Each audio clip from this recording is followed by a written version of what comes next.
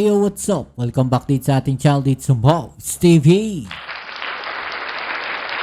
Alright, so tayo nagbabalik muli mga babayan at ito, pag-usapan natin itong ilan sa mga binitawan at matinding pasabog netong si Senator Panfilo Lacson mga babayan, no? Nagpapanik na nga po ba itong si Marcoleta at si Mike Defensor mga babayan? No? Baka dito sa mga pasabog ni Senator Ping Lacson, magpanik po sila mga kababayan. Ha? Yan ang ating alamin ngayon at pag-uusapan. Pero syempre, bago ang lahat, please don't forget to subscribe, like, share, at comment dyan sa comment section. Okay, so ito, wag na natin patagalin to mga kababayan, no? At panoorin natin, no? Baka na-miss nyo lang po kasi sa tingin ko dito sa mga ilang pasabog na to ni Senator Ping Lacson, magpapanik po itong dalawang to. Kasi dito sa mga binitawan ni Senator Ping Lacson dito mga babayan, no, marami siyang marami siyang binulgar. Marami siyang binunyag mga kababayan. No, pati na rin yung mga ginawa dati nitong si Mike Defensor. No, matindi dito mga kababayan. Kaya dapat niyo po itong mapanood ng buo. Okay? So wag na natin 'to patagalin. Umpisa na natin. Let's go. At saka concerned din kasi hindi na natin alam kung ano nangyari sa kanya. May mga claim na nasa marine compound, hindi naman pala. May mga... At saka parang gusto ko rin malaman sa kanya. Diba? Sino ba nagsabing nasa marine compound? Daw, etong si Gutesa, mga babayan. Ha? Comment nyo nga po dyan sa ibaba. Diba? Nagsalita na rin po yung AFP. May mga nagsalita na rin na Marines. Wala po sa marine compound. Mga babayan. No? Hinamon nga ni Kirubin Kung totoo yung pinaglalaban mo, lumabas ka. No, magpakita ka. Gutesa. Diba? Kaso hindi nga alam kung nasan tong si Tactical Sergeant Gutesa, mga babayan Diba? Itinatago ba siya? May nagtatago ba sa kanya? O sadyang nagtatago lang siya, mga babayan? No? Okay na po ang sumagot dyan. Sino ba talaga yung naggawa ng affidavit mo? Kasi nakita ko yung interview ni dating... Ito. Interesting to mga babayan. Huwag niyong palalampasin to. Dapat yung mapanood to. Dapat yung malaman to mga babayan. Congressman Mike Defensor, katulong sila Sinasabi niya na they helped Gutesa draft his affidavit. Di ba? Tinulungan daw nila si Gutesa na gumawa ng draft ng affidavit. Sa bibig na nila nang galing mismo, mga kababayan. Paano naging bukal sa kalooban netong si Gutesa yung kanyang sinumpaang salaysay kung merong katulong na gumawa noong kanyang sinumpaang salaysay? Di ba mas maganda na eto lahat ng nalalaman ko at walang ibang tumulong sa akin? Nanumpa siya di ba? Ngayon, nanggaling mismo sa kanila na tinulungan nilang gumawa si Gutesa ng draft affidavit.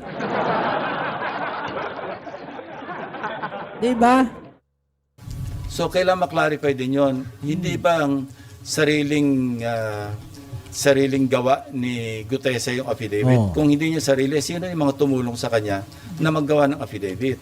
Diba mga babayan? Kaya nga sa tingin ko nililihis nila dito kay Gutesa yung investigasyon. Kasi nga, baka lalong madikdik tong si Gutesa Alam nila yung kalibre ni Senator Ping Lacson. No? Baka madikdik si Gutesa, mga babayan, biglang umamin.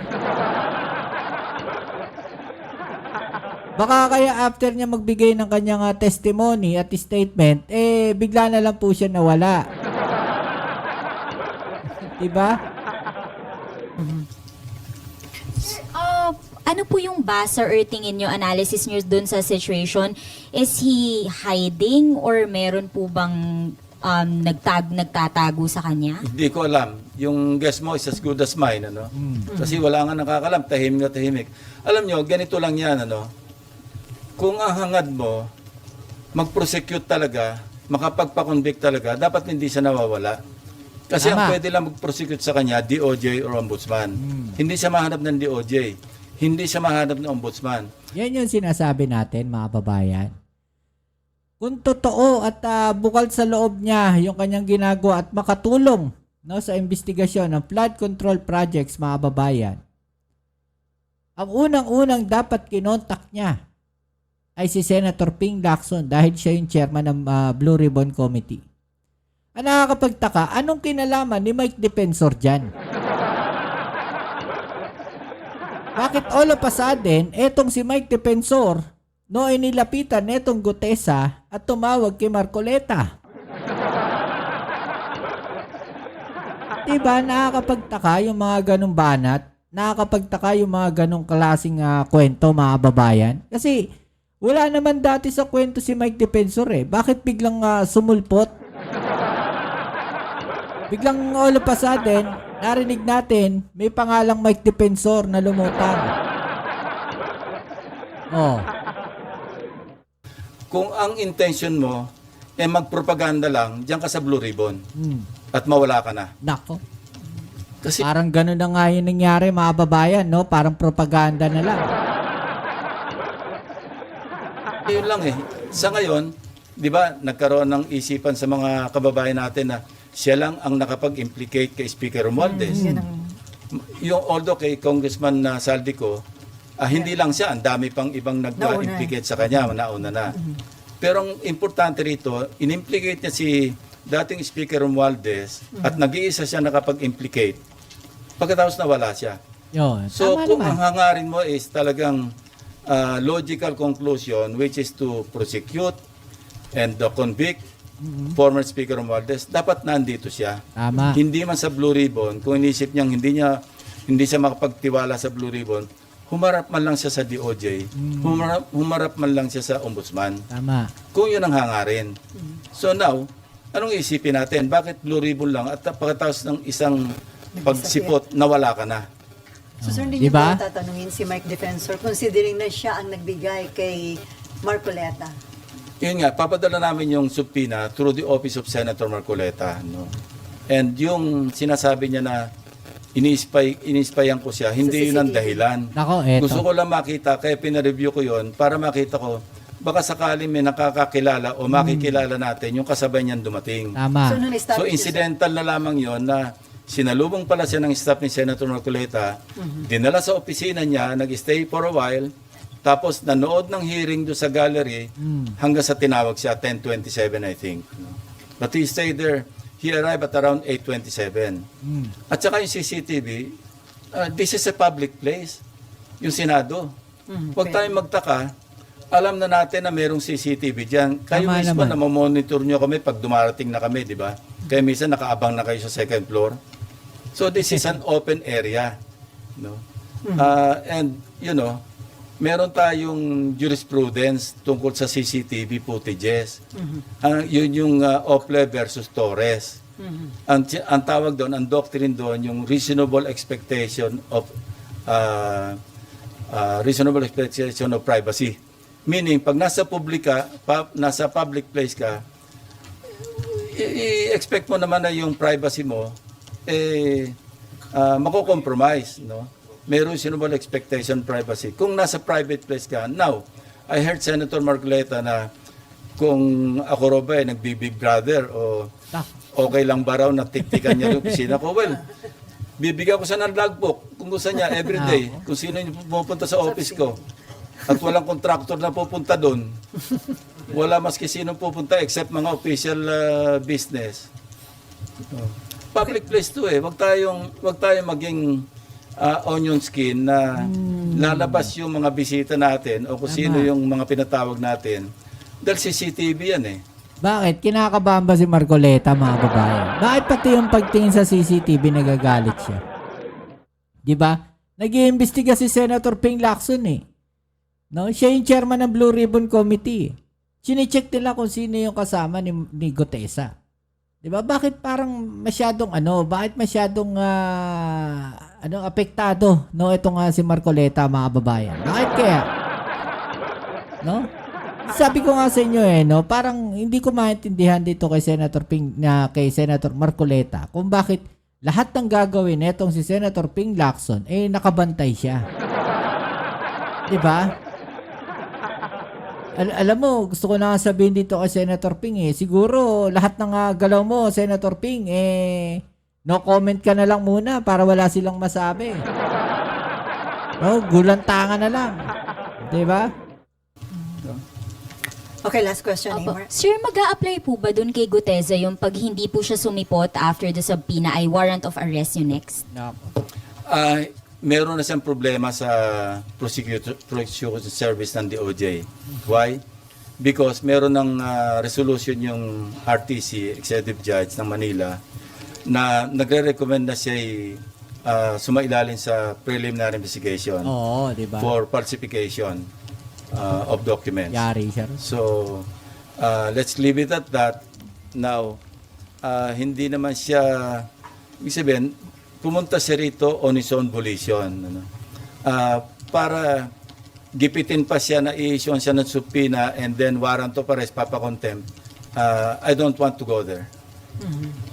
Sir, naalala ni Nimpan, si Mike Defensor din ang naglabas noon kay Ador Mawanay. So, regarding, No, I'd like to correct that. Yun ang misimpression. Hindi si Ador Mawanay, si Udong Mahusay. Udong. Remember si Udong Mahusay, yun yung whistleblower against former FG. Di ba? Nung nasa safe house, hindi kinidnap, ni-rescue ni Mike Defensor. So, nawala yon as witness. Si Ador Mawanay, ewan ko kung sinong sirari ng ulo na nag-recruit, nag-invento ng mga account numbers na meron kaming $700 million dalawa ni ERAP, na in several foreign banks. And ano lang to, trivia. I myself, kasi nag-aalala ko noon, baka mamaya dinipositohan nila ako ng pera sa Hong Kong na i-withdraw nila lang para maipakita lang na meron akong account na ganong kalaki sa Hong Kong. So ako mismo, nagkusang loob noon, I wrote the regional director of HSBC. No, hindi. Ano ito? Hong Kong. Yung isang bangko. Anyway, na nag-reply, ang sagot sa akin, yung pattern ng account number ni Mawanay, pattern ng account number ng credit card, hindi ng bank account. Doon pa lang alam ko na nagsisinungaling siya. And by the way, Victor Corpus, siya kasi nag-handle, after 10 years, or more than 10 years, he approached me through a fellow cavalier na gusto raw mag-apologize personally. And I accepted. No, nag-usap kami, sabi niya talagang, I was taken for a ride, although it took him that long to rectify and to apologize. Sabi ko, apology accepted. Even yung one major daily, yung Philippine Daily Inquirer, kasi naging subject ko ng libel case yung Philippine Daily Inquirer. They tried to negotiate with me doon sa aming libel case. Sabi niya, any story that you want, headline or above the fold. Sabi ko, I don't want that. Ang kailangan ko lang to get back or restore my dignity. Maggawa lang kayo ng konting erratum, public apology, kasi talagang for the longest time, yung nagsuffer ako ng gusto. So, this is nothing new to me, yung nangyaring ganyan na nagre-recruit ng witness, nakapanira ng tao, because Yun na nga, I've been diba? there. I've done that. So sir, may info ka ba? Bakit si Mike Defensor ang nilapitan ni Gutesa? Tapos si Mike Defensor inilapit naman kay Senator Marcoleta. May Hindi info pa, importante sa akin yun. Importante sa akin, yung aking trabaho bilang Chairman ng Blue Ribbon Chairman. Yung mga side lights, yung mga distractions, yun ang nakakasira sa investigation. When somebody disrupts the proceeding, when somebody distracts yung attention, hindi tayo makapokus sa real issue, then doon tayo maliligaw. Yan yung sinasabi natin, mga kababayan. No? Yan yung sinasabi natin. Na parang may nanggugulo sa investigasyon ni Senator Ping Lacson. At yun yung iniiwasan. Di ba? Ni Senator Ping Lacson. Gusto nga ni Marcoleta ipatawag, no? Ito nga si Mike Defensor. Di ba? Kaya nga sabi dito, yun yung pagkakaintindi ko na parang ang gusto mangyari ni Marcoleta, ipatawag si Mike Defensor dito sa Blue Ribbon Committee. Di ba? Bakit? Anong meron? Ba't siya ipapatawag?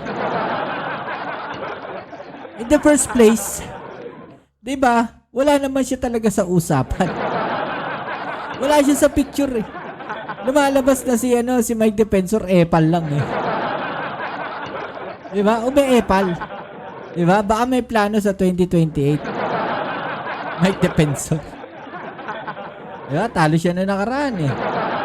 Baka nakita niya, uy, magandang pagkakataon to successful pag naging DDS ka. DDS na lang ako. O ano masasabi po ninyo dyan, mga babayan, no? I-comment sa ibaba yung mga opinion at atin yung pag-usapan, right? So yan muli, maraming salamat sa lahat ng mga patuloy na kasuporta dito sa ating channel. Don't forget to subscribe, like, share, at comment dyan sa comment section at pa-click na rin ang notification bell para ma-update kayo sa mga latest video uploads natin. Okay? So ito muli ang inyong Kuya Mobs, it's Mobs TV. Peace. I'm out.